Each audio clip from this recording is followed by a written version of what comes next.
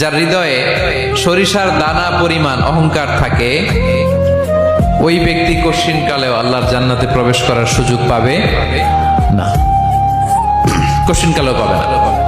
এর কারণ অহংকার আল্লাহর চাদর। আল্লাহ বলে, অহংকার আমার চাদর, বড়ত্ব আমার লুঙ্গি, যে এগুলো ধরে টান দেয় তারে আমি জাহান্নামে নিক্ষেপ করব।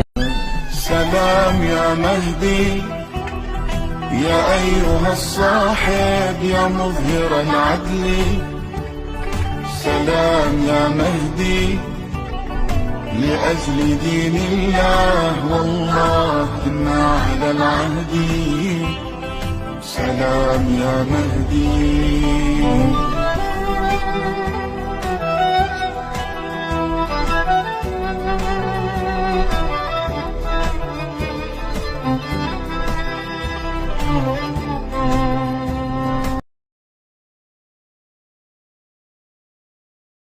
মুসলমান প্রস্তুতি নাও, এক বিশাল লড়াই হবে। লড়াই, সেই লড়াইয়ে এক পক্ষে থাকবে কুফর, আরেক পক্ষে থাকবে ঈমান। ভারত, তুমি যত চেষ্টা করো পারবা না। অপেক্ষায় থাকো, তুমি তোমার দেশের মধ্যে কোনো ধরনের শান্তি তুমি খুঁজে পাবা না। আল্লাহর গজব তোমার উপর নাজিল হবে। মুসলমানদের বিপদের সময় কোনো মুসলমান যদি কথা না বলে আর কথা বলাটা যদি অপছন্দ করে, তার মধ্যে ঈমান আছে কিনা আমাদের সন্দেহ আছে, আমাদের সন্দেহ আছে।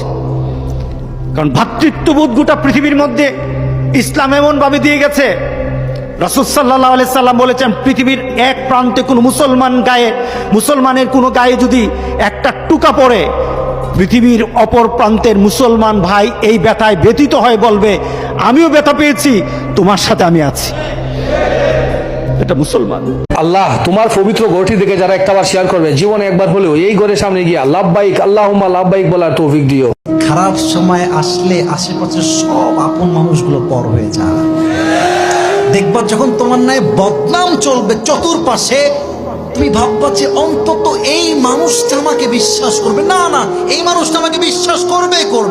পরে গিয়ে দেখবা এই মানুষটা তোমার বিপক্ষে সবচেয়ে আগে অবস্থান নিয়েছে।